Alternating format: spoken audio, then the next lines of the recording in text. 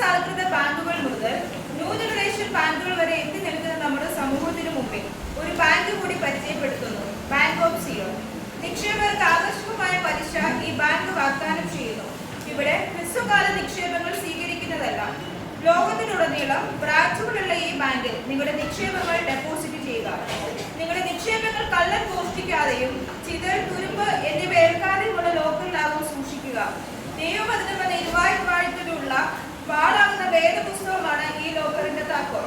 നിക്ഷേപകർക്ക് പൂർണ്ണ സുരക്ഷിതത്വം ഉറപ്പു നൽകുന്ന ഈ ബാങ്കിൽ സ്വർണം, വെള്ളി മുതലായ വസ്തുക്കൾ സൂക്ഷിക്കുന്നതല്ല.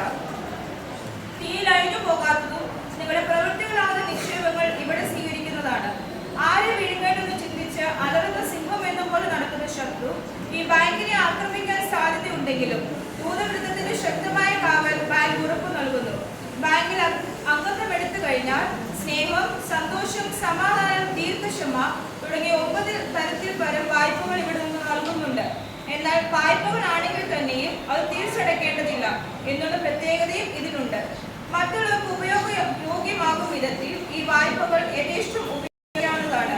ബാങ്കിലെ ഉദ്യോഗസ്ഥന്മാരെ അപ്പോസ്തലന്മാർ, ഉപദേഷ്ടാക്കന്മാർ, പ്രവാചകന്മാർ, സുവിശേഷകന്മാർ, ഇടയന്മാർ എന്നിങ്ങനെ തിരിച്ചിട്ടുണ്ട്. ഇവരുടെ നിർദ്ദേശങ്ങൾ അനുസരിച്ച് പ്രവൃത്തികളെ ക്രമീകരിച്ച് ബാങ്കിലേക്ക് അയച്ചാൽ പലിശ അടക്കം നിങ്ങളുടെ നിക്ഷേപങ്ങൾ തിരിച്ചു ലഭിക്കുന്നതാണ്. പ്രാർത്ഥനാ ചെക്കുകളും അപേക്ഷാ ഡ്രാഫ്റ്റുകളും നിങ്ങൾക്ക് നേരിട്ട് നിക്ഷേപിക്കാം. ഈ ബാങ്കിന്റെ മാനേജിംഗ് ഡയറക്ടർ ശ്രീ യേശു ക്രിസ്തുവാണ്. നിങ്ങളുടെ ചെക്കുകൾ, ഡ്രാഫ്റ്റുകൾ, വായ്പകൾ, അപേക്ഷകൾ എന്നിവയെല്ലാം എംഡിയുടെ പേരിൽ മാത്രം അയക്കുക. ഒരു വ്യക്തിയെ ഈ ബാങ്കിൽ അംഗത്വമാക്കുന്ന വിധത്തിൽ പ്രവർത്തിച്ചാൽ അവർക്ക് പ്രത്യേക പ്രതിഫലം ലഭിക്കുന്നതാണ്. ഇതിൽ അക്കൗണ്ട് തുടങ്ങുവാനുള്ള വ്യവസ്ഥ മാനേജിംഗ് ഡയറക്ടറായ യേശു ക്രിസ്തുവിനെ ഹൃദയം കൊണ്ട് വിശ്വസിക്കുകയും വായ കൊണ്ട് ഏറ്റുപറയുകയും ചെയ്യുക എന്നുള്ളതാണ്. അതല്ലാതെ വേറെ വാരിസംഖ്യയോ മറ്റോ നൽകേണ്ടതില്ല. ഇതിന്റെ ഹെഡ് ഓഫീസ് സ്വർഗത്തിലാണ്. എന്നാൽ നവയെരുശലേം എന്ന നഗരം പണി നടന്നുകൊണ്ടേയിരിക്കുന്നു. പണി പൂർത്തിയായാൽ ഓഫീസ് അങ്ങോട്ട് മാറ്റുന്നതാണ്. പുതിയ ഓഫീസ് മുത്തുകൾ, വിലയേറിയ രത്നങ്ങൾ എന്നിവ കൊണ്ട് നിർമ്മിച്ചിരിക്കുന്നതാണ്.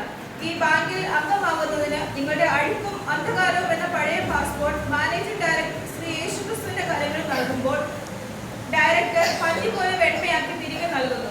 പഴയതും മുഷിഞ്ഞതും കീറിയതുമായ നോട്ടുകൾ സാധാരണ ബാങ്കുകളിൽ മാറ്റിയെടുക്കുന്നത് പോലെ കല്ലായുടെ ഹൃദയം മാറ്റി മാംസളുമായി തിരികെ നൽകുവാൻ ഞങ്ങളുടെ എംഡിക്ക് യാതൊരു മടിയുമില്ല. ബാങ്കിലെ അംഗത്വം ലഭിച്ചവർക്ക് മാത്രമേ വായ്പകൾ ലഭിക്കുകയുള്ളൂ.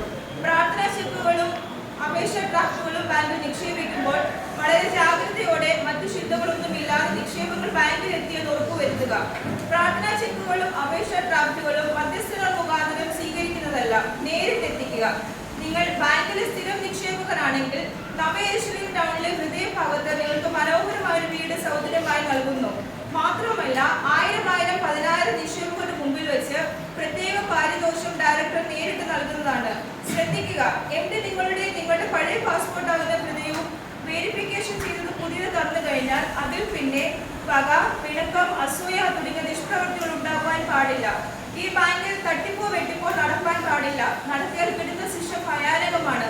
തട്ടിപ്പ് നടത്തിയ ചിലരുടെ അനുഭവങ്ങൾ പ്രോസ്പെക്റ്റിൽ കൊടുത്തിരിക്കുന്നത് പ്രത്യേകം ശ്രദ്ധിക്കുമല്ലോ. യെരുശലേമിൽ ഗേഹസി ധനം മോഹിച്ച് കുഷ്ഠരോഗിയായി തീർന്നു. അനന്യ, സഫീര ദമ്പതികൾ ബില്ലിൽ കൃത്രിമം കാണിച്ചതിനാൽ മരണത്തിനിരയായി തീർന്നു. അപ്പോസ്തലനായ യൂദ എന്ന ഇസ്കരിയോത്ത് ബാങ്ക് ഡയറക്ടറെ കൊല്ലുവാൻ ശ്രമിച്ച് സ്വയം തൂങ്ങി മരിച്ചു. എല്ലാവരും അഗ്നിയിൽ നിലവിളിക്കുകയാണ്. എന്നാൽ ചില മഹത് വ്യക്തികൾ ബാങ്കിലെ സ്ഥിരം നിക്ഷേപകരായിട്ടുണ്ട്. അബ്രഹാം, ഇസ്ഹാക്ക്, ഡാനിയേൽ, യോസഫ് ഇവരെല്ലാവരും ഇക്കൂട്ടത്തിൽ പെടുന്നു. ഈ ബാങ്കിനെതിരെ മറ്റു പല ബാങ്കുകളും കള്ളക്കഥകൾ പ്രവചിക്കുന്നുണ്ട്. അതിൽ വീഴാതിരിക്കാൻ പ്രത്യേകം സൂക്ഷിക്കുക. പ്രിയരെ, നിങ്ങൾ ഇതുവരെ ഈ ബാങ്കിൽ അംഗത്വം എടുത്തിട്ടില്ലെങ്കിൽ ഇന്ന് തന്നെ ശ്രീ യേശു ക്രിസ്തുവിനെ കണ്ട് നിങ്ങളുടെ ഹൃദയം യേശുവിന് നൽകി വിശ്വസിച്ച് രക്ഷ നേടുക. ഇതാകുന്നു സുപ്രസാദ കാലം, ഇതാകുന്നു രക്ഷാ ദിവസം. ഒരു കാര്യം പ്രത്യേകം ഓർക്കുക, ദൈവനാമത്തിൽ ഇപ്പോൾ നടത്തുന്ന പ്രാർത്ഥന, അധ്വാനം, സാമ്പത്തിക സഹായം, കൂടിവരവ് ഒന്നും വ്യക്തമല്ല. നിങ്ങൾ ചെയ്തതിന്റെ 10 മടങ്ങ് നിങ്ങൾക്ക് ലഭിക്കും. ബൈബിൾ ഇപ്രകാരം പറയുന്നു, മുമ്പേ അവന്റെ രാജ്യവും നീതി അന്വേഷിപ്പീൻ, അതോടുകൂടി ഇതൊക്കെ നിങ്ങൾക്ക് കിട്ടും. പ്രിയരെ, നിങ്ങളും ഈ ബാങ്കിൽ അംഗമാകുമ്പോൾ നിങ്ങളുടെ ജീവിതം സുരക്ഷിതമാക്കുക, ധന്യമാക്കുക. ദൈവം നിങ്ങളെ അനുഗ്രഹിക്കട്ടെ, സഹായിക്കട്ടെ.